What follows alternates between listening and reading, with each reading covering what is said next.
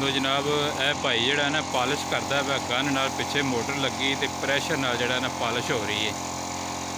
ਲੇਕਿਨ ਮਜ਼ੇਦਾਰੀ ਦੇ ਵੇਖਣ ਵਾਲੀ ਗੱਲ ਇਹ ਆ ਵੀ ਇਹਨੂੰ ਆਪਣੀ ਜਾਨ ਦੀ ਵੀ ਪਰਵਾਹ ਕੋਈ ਨਹੀਂ ਦੀ, ਤੇ ਨਾ ਇਹਨੇ ਕੋਈ ਮਾਸਕ ਲਾਇਆ ਹੈ। ਤੇ ਇਹ ਜਿਹੜਾ ਸਪਿਰਿਟ ਹੁੰਦਾ ਹੈ ਵਿੱਚ ਇੰਨਾ ਖਤਰਨਾਕ ਹੁੰਦਾ ਹੈ, ਜਿਹੜਾ ਦਿਮਾਗ ਨੂੰ ਸੁੰਨ ਕਰ ਦਿੰਦਾ। ਇਹਦੇ ਨਾਲ ਮੌਤ ਵੀ ਵਾਕਿਆ ਹੋ ਸਕਦੀ, ਲੇਕਿਨ ਇਹਨੂੰ ਕੋਈ ਪਰਵਾਹ ਨਹੀਂ ਦੀ।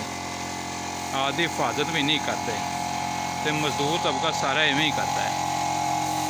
ਇਹ ਤੁਹਾਨੂੰ ਮੈਂ ਨੇੜੇ ਲਿਜਾ ਕੇ ਵਿਖਾਣਾ।